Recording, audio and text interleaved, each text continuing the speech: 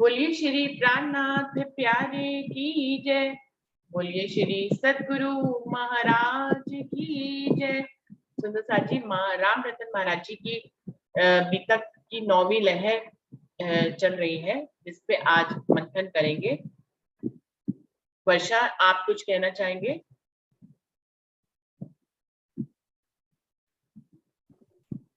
प्रणाम जी, सभी सुंदर राम साथ जी के चरणों में प्रणाम जी।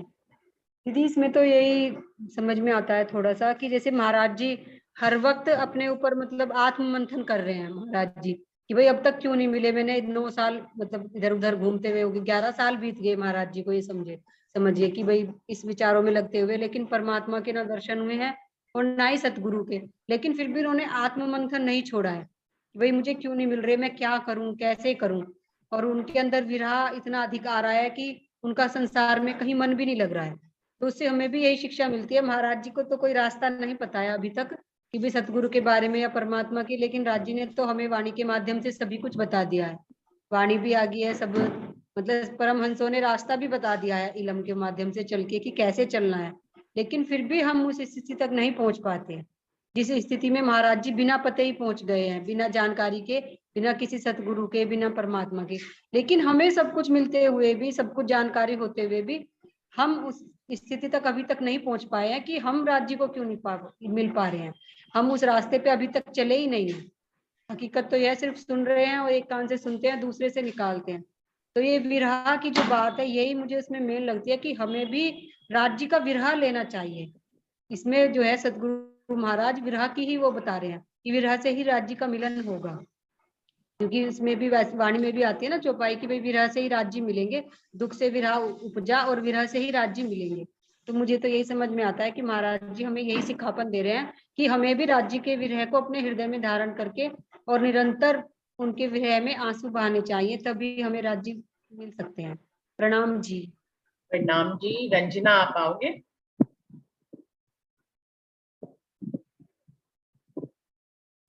प्रणाम जी दीदी। दीदी मैं ट्रेन में हूँ, मेरी आवाज नहीं आएगी आपको, कटेगी। ठीक है, ठीक है। चंदन दीदी, आप भी आ जाओ। आज पहले का भी विषय थोड़ा सा लंबा है, आप आ जाइए।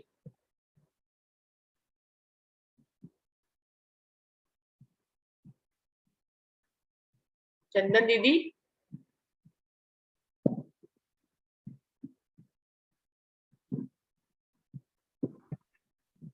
प्रणाम जी। प्रणाम जी। बोलो सतगुरु महाराज की जय। अभी तो हम मतंग ऋषि के आश्रम में ही हैं। और लागी वाली कैसे हो, कहते ना बानी में भी, जो है पिया की प्यारी वो है 14 तबक से न्यारी। तो ये हमने सुना ही हुआ है, अब देखने में भी आया। जब शुरुआत हुई थी बीतक की तो ये कहा गया था कि महाराज जी की बीतक एक आईना है जो हमें रास्ता दिखाती है। ज्ञान चर्चाओं से रास्ता नहीं मिलता, संत सतगुरु के सानिध्य से ये रास्ता मिलता है। तो महाराज जी की पूरी बीतक एक रास्ता है, जो रास्ता किन्हीं भी वेद शास्त्रों से हमें नहीं मिल सकता। इस रास्ते में हर बार महाराज जी ने हर प्रसंग में हमें एक आईना दिखाया। अब ये आईना हमें मतंग ऋषि के द्वारा दिखाया जा रहा है। कैसे होते हैं लागी वाले, कैसे होते हैं प्रभु को पाने वाले भक्त, उनका उठना बैठना रहना कैसा होता है।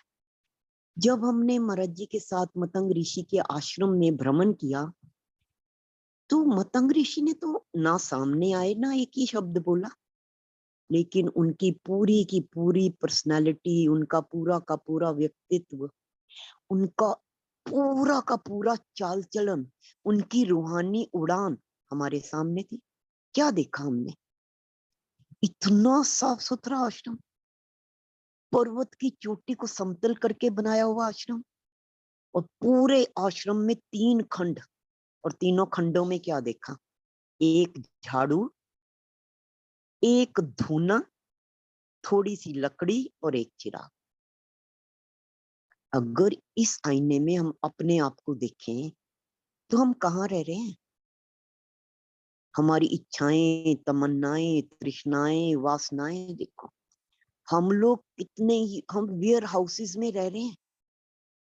वैसे तो अगर हम देखें तो हमें वाणी मिल गई, तारतम मिल गया, हम सोचते हैं जी हमें प्रभु की प्राप्ति होगी, परमात्मा की, खुदा की, हमें राज्य मिल गए, हमें पार ब्रह्म सच्चिदानंद स्वरूप मिल गया।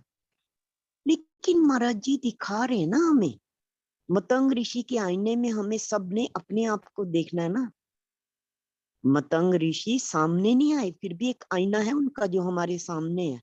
उस आईने में जब हम अपने आप को देख रहे हैं तो क्या कर रहे हैं? अपने भीतर में देखें, कितने ही बाजार लग रहे हैं हमारे अंदर, कितने ही इच्छाओं के बाजार लग रहे हैं। अगर हम अपने पिंड को देखें, सबसे पहले हमारे बाजार हमारे पिंड से जुड़े हुए हैं, तन से जुड़े हुए हैं। अनेकों अनेक बाजार है। इन बाजारों में हम हर पल घूम रहे हैं, अपने पिंड के बाजारों में हम घूम रहे। फिर हमारे संबंधियों के, सगे संबंधियों के, उनके बाजार हमारे अंदर है। फिर हम क्या है, फिर हमारे समाज बिरादरी के बाजार हमारे अंदर है। और फिर धर्म का भी देख लो। ये जो बाजार हैं, ये बाजार इतना ज्यादा शोरगुल है हमारे अंदर, इतना ज्यादा शोरगुल है कि इस शोरगुल में क्या हमारा ध्यान लग सकता है?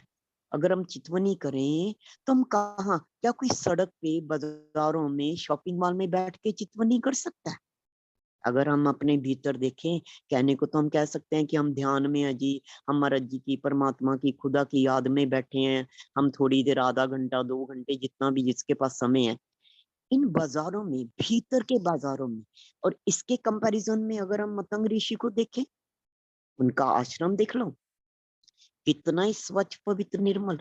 उनका अंतस्करण देख लो, उनका अंतस्करण देख के पता चलता है भीतर तो कोई बाजार ही नहीं, कोई भी बाजार नहीं है भीतर। जब बाजार ही नहीं है तो ऐसे बंदे की चितवनी तो पल पल ऑटोमेटिकली हो रही है। तो अगर हम महाराज जी को देखें, महाराज जी के भी अगर हम जीवन को देखें, ये सारी दिव्य शक्तियां महाराज जी को आके दर्शन दे रही हैं। और महाराज जी मतंग ऋषि के दर्शन लेने जा रहे हैं। तो क्या फर्क है, क्या भेद है? हमें आज तक दर्शन क्यों नहीं हुए? मतंग ऋषि के दर्शन लेने महाराज जी खुद जा रहे हैं। क्या है ऐसा मतंग ऋषि में? भाई मनन तो करना पड़ेगा, सोचना पड़ेगा, विचार करना पड़ेगा, और इस तराजू में अपने आप को तोलना पड़ेगा। जब हम अपने आप को इस तराजू में तोलेंगे तो हमें ये भेद खुलेगा कि हमें दरस दीदार क्यों नहीं होते, और क्यों एक को जा जाके दीदार दिए जाते हैं। अगर इधर हम महाराज जी को देखें, जिन दिव्य शक्तियों के दरस दीदार के लिए भक्त जन आतुर रहते हैं, तरसते रहते हैं कि हमें शिव शंकर के दर्शन हो जाए पूरे जीवन में, हनुमान जी के दर्शन, वो खुद आके महाराज जी को दरस दे रहे हैं। किसको दरस दे रहे हैं? ऐसा क्या है महाराज जी के अंदर, क्यों दर्शन दे रहे हैं? क्यों एक हनुमान भी महाराज जी में समाना चाह रहा है? ऐसा क्या है उनकी रहनी में? है महाराज जी तो नहीं चाह रहे, महाराज जी की तो कोई इच्छा नहीं है उनका सिंहासन अपने हृदय में लगाने का, फिर भी वो सिंहासन लगवाना चाह रहे हैं जी। सोचना पड़ेगा, मनन करना पड़ेगा, क्या भेद है हमारे में और महाराज जी में, क्या भेद है? इस बार फिर महाराज जी जब अपनी ध्यान अवस्था में अपने चिर परिचित मुद्रा में घुटनों में सर दे के अपने गोडों में मुंह छुपा के बैठे हुए थे, तो क्या हुआ? पहले वाला एकदम पहले की तरह दर्शनों का वही दृश्य उत्पन्न हो गया। लेकिन इस समय ये दृश्य थोड़ा सा भिन्न था। ठीक है, दिव्य पुरुष आज फिर प्रस्तुत हुए, पर अब दिव्य पुरुष के साथ जो स्वरूप सामने था वो साकार नहीं था, वो स्वरूप निराकार भी नहीं था, वो स्वरूप एक छाया के समान था, जिसकी एक सिर्फ रूपरेखा दिख रही थी। एक ऐसी आकृति महाराज जी को आज दिखी जिसकी की सिर्फ एक रूपरेखा है, उसको छुआ नहीं जा सकता। लेकिन उसका परिचय देते हुए दिव्य पुरुष क्या फरमा रहे हैं, क्या कहते हैं महाराज जी को, भाई ये हनुमान जी हैं, ये बल और पराक्रम के दाता हैं, चलो उठो वत्स, इन्हें प्रणाम कर लो, इनका सम्मान कर लो, इन्हें अपने हृदय में स्थान दे दो, ये ना तुम्हारे हक में चलेंगे, इनका अभिवादन करो, सम्मान करो।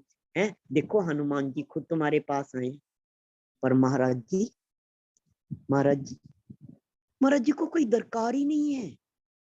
कितनी अजीब बात है कि दिव्य शक्तियां सामने आ रही हैं, दर्शन दे रही हैं, दीदार दे रही हैं, अंदर समाना चाह रही हैं, और महाराज जी क्या कह रहे हैं भाई, कह रहे हैं बंधु हमें तो भाई माफ करो, हम तो जैसे बैठे हैं, जिस रंग ढंग में बैठे हैं, जिस मुद्रा में बैठे हैं, हमें तो उसी मुद्रा में रहने दो, हमारा कौन सा कोई काम अटक रहा है।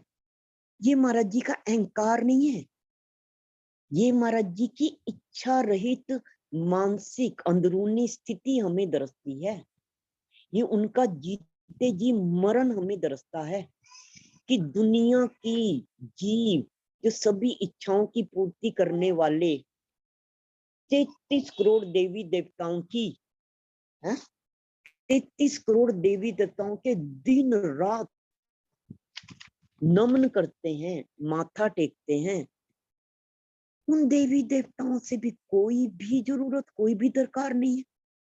तो ये बंदा तो जरूर विदेही होगा, देह में नहीं होगा। देह वाले को तो कोई ना कोई जरूरत, कोई ना कोई वो पड़ा ही रहता है, और उनके लिए देवी देवताओं की जरूरत पड़ जाती है। पर महाराज जी क्या कह रहे हैं, महाराज जी कह रहे हैं भाई हमें इनसे क्या जरूरत, हमें इनसे क्या दरकार, हमें तो इनसे कोई काम करवाना नहीं। अब देखो दुनिया में तो 33 करोड़ देवी देवता, हम किस किस को प्रणाम करते फिरेंगे, हम किस किस को झुकते फिरेंगे।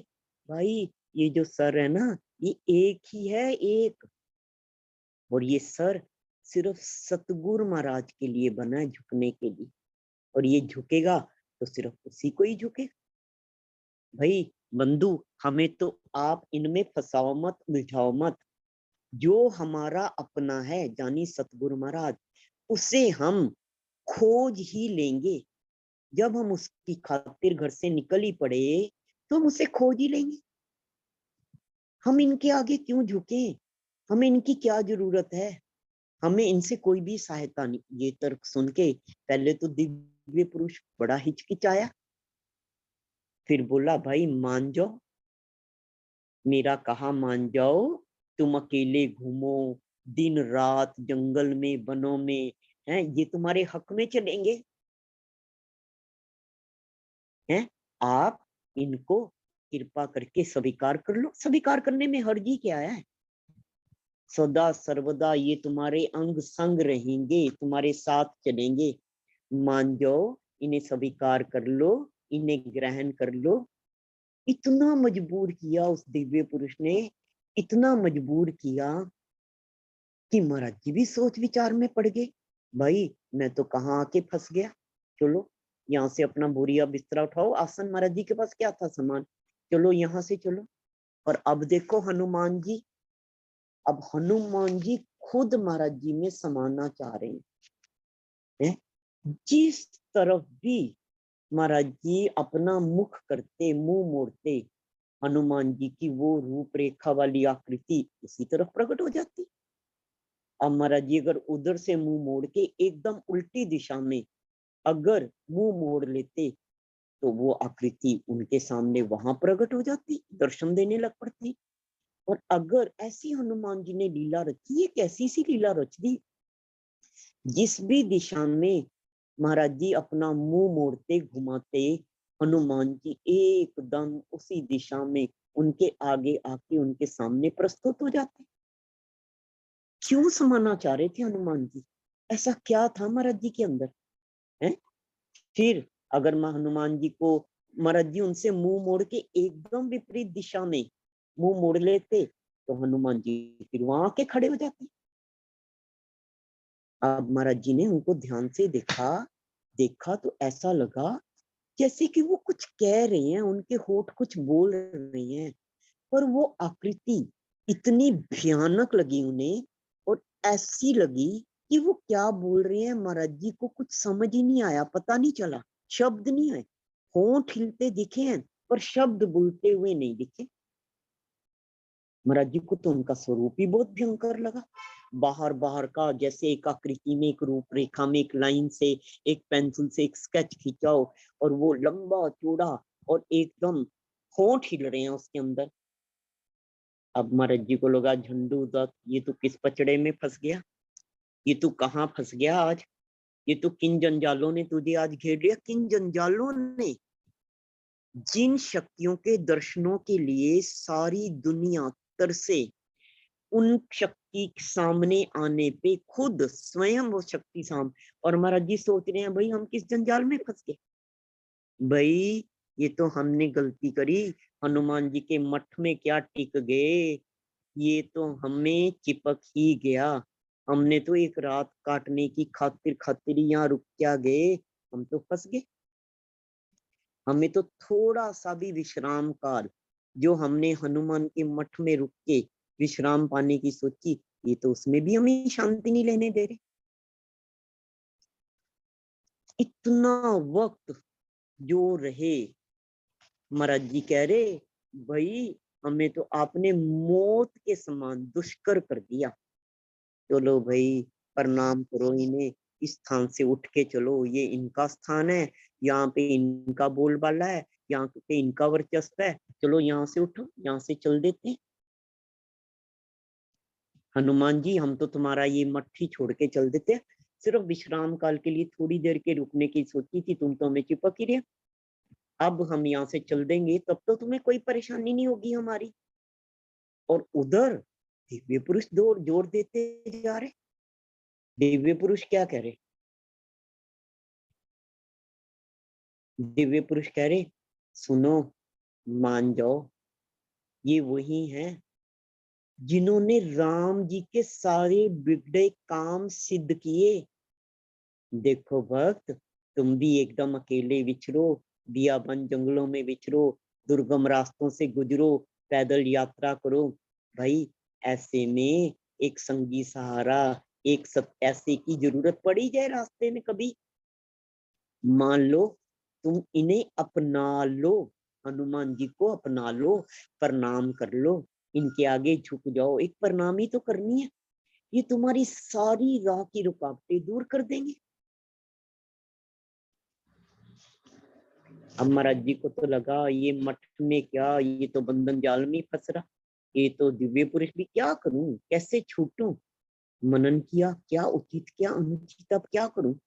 मन ने सोचा विचारा मनन किया, क्या लगा, मन को लगा कि आज तक दिव्य पुरुष इतनी बार प्रकट हुए पर इन्होंने कभी हमारा अनहित तो नहीं किया, कभी कुछ भी बुरा तो किया नहीं। अगर ये इतना दबाव दे रहे, इतना अनुग्रह कर रहे, अगर ये इतनी रिक्वेस्ट कर रहे तो हमें भी इनका कहना मान जाना चाहिए। आज तक हमने जितना भी इनका कहना माना, हमें उसमें कुछ भी नुकसान तो नहीं हुआ, इनकी बात से हमें कुछ भी बुरा तो नहीं हुआ। अपने आप को समझाते रहे, बुझाते रहे, अंदर ही अंदर मनन विचार करते रहे, सोच विचार के कहा हे अलक्षित बंधु, दिव्य पुरुष को रेफर करके कह रहे हैं भाई आप जैसा कहो हम वैसा ही कर लेंगे, आपके अनुरूप ही हम चलेंगे हैं। मैं इनका यानी उस हनुमान जी का अपने इस चोले में स्वागत करता हूँ। जैसे ही महाराज जी ने स्वीकृति दी, हाँ भरी, उसी टाइम उसी पल ऐसा महसूस हुआ कि जैसे कोई शक्ति वायु रूप में शरीर में प्रवेश कर रही है, पूरे के पूरे प्रवेश कर जैसे अंदर घुल मिल गई, व्याप्त होगी, ऐसा प्रतीत होने लगा जैसे कोई भीतर ही भीतर उतरता ही जा रहा। ऐसा अनुभव हुआ जैसे कोई अंदर सरक रहा। जैसी हनुमान की ये शक्ति महाराज जी के भीतर गई, साथ ही साथ इन्हें परिवर्तन महसूस हुआ अपने अंदर। ऐसे लगा जैसे डर अब रहा ही नहीं अंदर, डर निकल सा गया। एक निर्भयता का संचार हो गया है, डर का, आकांक्षा का जरा भी लवलेश भी भीतर नहीं। अजीब सी बेबाकी, अजीब सी बेखौफियत महसूस हो रही है, जैसे पहले के भीतर समाये जितने भी ये विकार थे ये सब जल कर भस्म हो गए। अब हमें इस बात से क्या दर्श है? अगर हम मनन करें थोड़ा सा गहराई में, तो हनुमान जी कौन है? हनुमान जी तो राम मान भक्त से हैं। देना तो टाइम लगेगा ना। हनुमान जी तो राम भक्त हैं। हाँ बताओ, मुझे नहीं समझ आ रही है। हनुमान जी राम के ऐसे भक्त हैं, ये तो जगत प्रसिद्ध है, सारी दुनिया जाने इस बात को। और अपने ही भगवान को, श्री राम को छोड़कर हनुमान जी महाराज जी की भक्ति क्यों करेंगे? क्यों करेंगे? और खुद यहाँ हनुमान जी अनुग्रह कर रहे, विनय कर रहे, प्रार्थना कर रहे कि हजूरी में ले लो। अब इस बात से हमें क्या समझ आ रही? एक भक्त अपने भगवान को क्यों छोड़े? या हम ये कह सकते हैं, क्या उस भक्त को झंडूदत्त में ही वो राम दरस रहा था? क्या हनुमान जी को महाराज जी में ही राम दरस रहे थे? हैं? क्या समझ आ रही हमें? क्या झंडूदत्त की वो रूप था जिसकी सेवा में हनुमान जी आके हाजिर नाजिर खड़े हो गए? क्या झंडूदत्त ऐसी पारलौकिक विभूति थी जिसके आगे दिव्य पुरुष जैसे भी अन्वय विनय कर रहे हैं, उन्हें प्रार्थना कर रहे? झंडूदत्त को हमने अगर देखा तो शिव भी उतर के उनके अंदर आ रहा है, उनको सामने दर्शन भी दे रहा, अपना संग सानिध्य देना चाह रहा है। शिव उन्हें अपना इतना साथ देना चाह रहा है कि यहाँ तक कहा भी भाई शिव शंकर भी यहीं रुके, सावन सावन में तुम यहीं रुक जाओ। अब हनुमान जी भी यही कह रहे हैं कि हमें अपने अंदर, महाराज जी तो अंदर सिर्फ अपने सतगुरु महाराज का आसन लगाना चाह रहे हैं, उन्हें विराजमान करना चाह रहे हैं। पर दिव्य पुरुष भी अब आ गया, अब हनुमान भी आ गया, अब शिव शंकर भी आ गए। ये क्या क्या ऐसा क्या हमारे सामने आ रहा है? शक्तियां खुद उतर उतर के भीतर समाना चाह रही हैं। अब हनुमान जी का जो ये प्रसंग आज का हुआ, इसके बाद बहुत ही ज्यादा परिवर्तन महसूस हुआ, जैसे कि दिव्य पुरुष ने पहले ही कह दिया था। क्या कह दिया था भाई? ये तुम्हें साथ देंगे, सहारा देंगे, हैं? ये तुम्हें हर उसमें, हर उतार चढ़ाव में, जो तुम्हारी यात्रा के काल कई बार परिस्थिति ऐसी बन जाए उसमें इनका तुम्हारी हजूरी में रहेंगी। अब महाराज जी के लिए क्या हो गया? वाकई महाराज जी की चाल में अजीब सी तेजी आ गई। महाराज जी में कोई भी थकावट का नामो निशान नहीं होता, जितना मर्जी चल रहे, चाहे दिन में चाहे रात में, अनजान रास्तों में, पर्वतों पे, पहाड़ों पे, जंगलों में, बियाबानों में, शमशानों में, कहीं भी। और फिर महाराज जी को जहां मर्जी लांग कर जाना पड़े, किसी भी तरह का कुछ भी परेशानी नहीं। अब महाराज जी के लिए दिन और रात एक समान हो। इसी खोज की यात्रा में विचरते विचरते, पैदल यात्रा करते करते महाराज जी ने सारा का सारा भारत का भ्रमण कर लिया 2 सालों के अंदर अंदर ही। फिर वो सारे स्थान बताए हैं जहां से होके महाराज जी गए।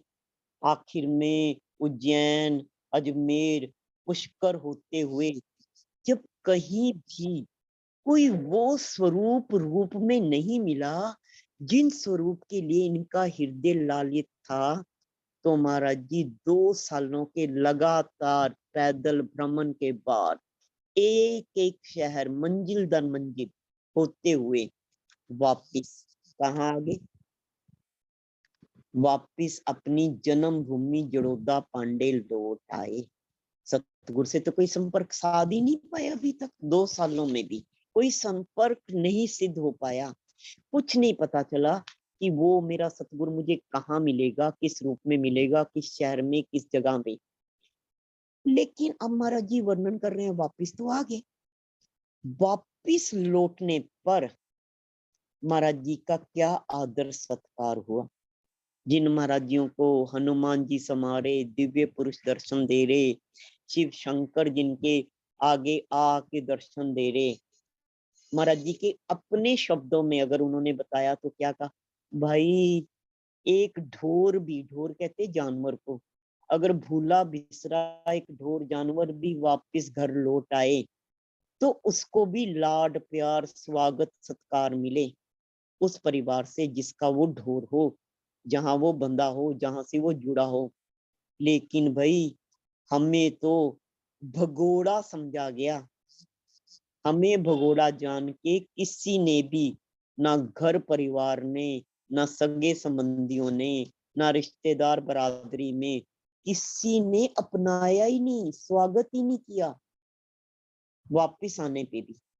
अब महाराज जी वापिस तो घर आ गए, लेकिन महाराज जी वापिस घर आके अपनी गृहस्थी में नहीं लौटे। इसी जुड़ोदा पांडे में दक्षिण पश्चिम इलाके में एक जंगल नुमा जो स्थान था जिसे जूड़ कहा जाता है, ये वो स्थान था जहाँ पे महाराज जी बचपन में अपने पिताजी के साथ उस निर्जन एकांत शिव पिंडी पर जाके पिताजी को ध्यान साधना पूजा में संलग्न देखते थे। उसी स्थान पर अब महाराज जी ने वहां अपना आसन लगा लिया।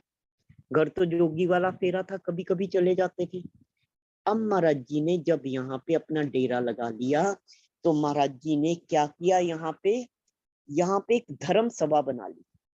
ऐसी धर्म सभा साप्ताहिक जो हफ्ते में एक बार जुड़ती थी, और ये धर्म सभा थी सत्य धर्म सभा। ये ऐसी धर्म सभा थी जो किसी भी मजहब या संप्रदाय से संबंधित सभा नहीं थी, जैसे खुला मंच था जहां पर सभी धर्मों का आदर सम्मान था, जहां भाव से हर किसी के विचारों को सुना जाता था। यहाँ सिर्फ सत्य पे बात होती थी, कट्टरपंथी नहीं थी यहाँ पे। मकसद क्या था? मकसद था सत्य की राह पे चलना और अपनी मंजिल को पाना। इस सभा में भजन कीर्तन भी होता, किसी पे कोई भी किसी तरह का कोई दबाव नहीं था। सप्ताह में जब ये सभा एक बार जुटती, धीरे धीरे जड़ोदा गांव के और आसपास के गांवों के जो धार्मिक लोग थे, विचारों वाले जो बंधुजन थे, उनका आना जाना शुरू हो गया। आना जाना शुरू हो गया। जब महाराज जी से सत्संग वार्ता होती तो लोग इनके विचारों से प्रभावित होने लगे, लोगों का प्रेम भाव भी बढ़ गया। इतने शुद्ध पवित्र सत्भाव से ये सभा बनाई गई थी कि वार्ता के दौरान कई बार उपस्थित जो सज्जन पुरुष थे, धार्मिक प्रवृत्ति वाले, ऐसे ऐसे गूढ़ प्रश्न भी पूछ लेते। लेकिन महाराज जी देखो अपने पे कोई बात नहीं ले रहे। महाराज जी कहते जो वो गूढ़ प्रश्न पूछते ना, तो हमारे भीतर जो हनुमान जी विराजमान है, हमारे भीतर जो दिव्य पुरुष जी विराजमान है, जो हमारे संगी साथी बन गए थे, जो हमारे अंदर ही समा गए थे, वो ही सुलझा देते। कितना ही निमाना भाव है, इतनी रहनी, इतनी उच्च पवित्र रहनी, और सारी बात की श्रोतागण अवाक हो जाते जी। जवाब ये नहीं कहा कि मैं जवाब देता और श्रोतागण अवाक हो जाते, नहीं जी, हमारे भीतर बैठे और ऐसे गूढ़ प्रश्नों का भेद पा नेचुरली सभा का सत्संग का स्तर और ऊपर उठने लगा। ऐसे जैसे मेहंदी में लालगी होती है ना, तो महाराज जी दिव्य पुरुष और हनुमान जी के बारे में ऐसे कह रहे कि अब वो हमारे संगी साथी ऐसे बन गए थे, हमारे अंदर ऐसे रच मिच गए थे जैसे कि मेहंदी में लालगी रच मिच जाती है। बहुत ही सब कुछ आनंद में चल रहा था अगर बाहर दृष्टि से देखो तो। सत्संग, वार्ता, भजन, कीर्तन, लोगों का आना जाना, इस साप्ताहिक धर्म सभा का स्तर ऊपर उठ जाना, सबका सहयोग देना, सबका इसमें रस लेना, सबको इसमें आनंद आना, उनके भीतर के पट खुलने, भेद खुलने। पर अब महाराज जी सिर्फ अपने ही अंदरूनी, चाहे कि दिव्य पुरुष अंदर है, चाहे कि हनुमान अंदर है, लेकिन महाराज जी सिर्फ अपना एक लागी वाला अपने दिल की लगन को बता रहा है, दिल की हालत को बता रहा है, अपनी अंदरूनी अवस्था को बता रहा है कि उसकी हालत कैसी थी। ऐसी हालत थी जैसे कोई घायल हो, ऐसी हालत थी। हर समय अंदर एक वीरानगी सी रहती, कुछ ना कुछ ऐसा खालीपन सा रहता। मन में विचार भी उठता, क्या मिला झंडू तो तुझे घर बार छोड़ के, हैं क्या मिला? ना इधर का रहा ना उधर का रहा, दुनिया से तो गया गया, और उधर से भी झोली नहीं भरी। जो झोली महाराज जी भरना चाहते थे सतगुरु के दरस दीदार की, वो तो भरी। और फिर दिन रात हर श्वास के साथ ये महसूस होता कि आयु तो क्षीण हो रही है, घनी गई थोड़ी रही, और ये भी समय निकल रहा है, कब मिलेगा वो सच्चा स्वरूप? इसकी लगन थी पार ब्रह्म सच्चिदानंद परमात्मा की, उस सत के स्वरूप की। इस आनंद में कब, क्या जीवन में वो आनंद का क्षण आएगा? वो शुभ दिन कब आएगा? वो पल कब आएगा? उस पल को तरसते थे जब सतगुरु के साकार रूप के पंचभौतिक तन में भी दर्शन होंगे और उनके चरणों की रज को अपने माथे पे लगाने का मौका मिलेगा। उस पल के लिए तरसते थे, उस पल के लिए इतनी ज्यादा अंदर लगन थी उस पल के लिए। फिर ये सोचते शायद इसलिए नहीं मिले कि हो सकता है अभी काम, क्रोध, लोभ आदि जितने भी हमारे अंदर के हमारे वैरी हैं, दुश्मन हैं, जिन्होंने हमें लूटा हुआ है, शायद इनमें अभी कोई ना कोई अपने अंदर ही तो मनन विचार करते थे। क्या चाहते थे?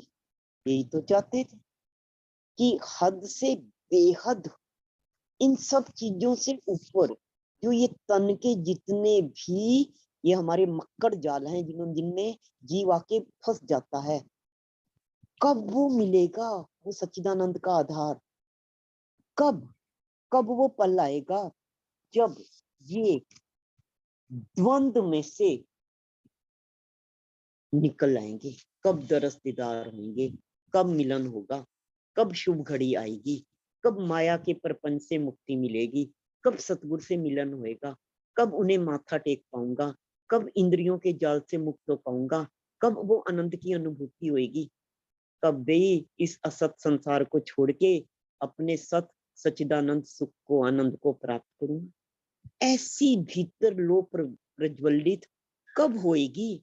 जब सारे का सारा अंधकार ही मिट जाएगा। कब मेरा मन, अभी भी ये सोच रहे हैं, विषय वासनाओं से मुंह मोड़ेगा? कब मेरा सत्साथी से नाता जुड़ेगा? कब उस स्वरूप का जिसका पल पल आभास तो हो रहा है, जिसका रूप, उसका रूप क्या, उसका दरस क्या, उसका दीदार होगा? क्या ऐसा पल वो आएगा जब वो हृदय के सिंहासन में सदा सर्वदा के लिए विराजमान हो जाएगा? फिर कभी इस प्रकार से भी सोचते, विचार मग्न हो जाते हैं, सोचते क्या करूं इन नेत्रों का, ये फूट क्यों ना जाए? इन नेत्रों का, इन आंखों का क्या करें जिन आंखों में इस प्रीतम का स्वरूप ही ना बसे? क्या करें? इन आंखों का तो फूट जाना ही बेहतर है। इतना लताड़ना, इतनी प्रताड़ना अपने आप की है, इस हृदय का, जिस हृदय में सतगुरु का, खुदा का, परमात्मा का सिंहासन ही नहीं, ये हृदय तो नष्ट ही हो जाए और हर कुछ, सब कुछ बाहरी दुनिया का होते सोते, घर परिवार, भाई पत्नी, बच्चे हैं, घर प्रॉपर सब कुछ होते सोते, और इधर धर्म सभाओं में, सत्संग वार्ताओं में सब प्रेमियों का, सज्जनों का प्रेम भाव, आदर, सम्मान, सत्कार, लगाव सब मिलने के बावजूद भी सब कुछ सूना जीवन में, सब कुछ उतरा उतरा। जब अंदर अपने अंदर देखते, सारी दुनिया चाहे बाहर मिल गई, पर जब तू ही ना मिला, क्या करूं? क्या फायदा इस दुनिया का? तू ही नहीं मिला, किसे कहूं, किससे बताऊं, कौन सुनेगा? दिल के दर्द को कौन सुनेगा? हृदय इतना प्यासा, इतना तरस रहा। ये अपना अंदरूनी परिचय महाराज जी ने पहली बार दिया है। उस अलग के दरस दीदार के लिए बुद्धि हार गई। कहाँ पाऊं तुझे, कहाँ खोजूं, कैसे पाऊं? शरीर पैदल यात्रा कर करके लाचार हो गया। 2 साल लगातार कोई भी तो भारत का शहर नहीं छोड़ा। सब, कोई भी तो रास्ते में संत, सन्यासी, महात्मा सब देख लिए। सब इन अपूर्णों में, इन अधूरण में कहाँ कैसे उस पूर्ण को खोजूं, बस ये गम खाए जा रहा। जो मिले अधूरे मिले, अपूर्ण मिले। सारी दुनिया घूम घूम कर देख ली, कहीं कुछ भी तो नहीं मिला। सब जगह खाली, सब जगह रीता, कहीं भी तो सत की रंगीनी, सत तो दर्शा ही नहीं। माया का कालापन हर जगह, हर पल दर्शा। कहीं भी तो कुछ भी तो सुहानी रहा, कुछ भी तो अच्छा नहीं लग रहा। कैसे कहीं भी तो प्यास बुझी नहीं। 2 साल जगह जगह घूम के हृदय की प्यास, आंखों की प्यास, मन को कहीं भी तो चैन नहीं मिला। कौन है वो जिसकी याद सतारी? कौन है वो जिसकी पल पल याद आए? कौन है वो जो हर पल, हर घड़ी, हर समय अपनी ओर खींच रहा? इतना मन उचार, इतना मन परेशान, इतना मन दुखी। क्या करें इस दुनिया का, क्या करें दुनिया वालों का? इस दर्द को, इस मर्म को क्या ये दुनिया वाले समझ पाएंगे? मन इतना ही उचाट अंदर ही अंदर।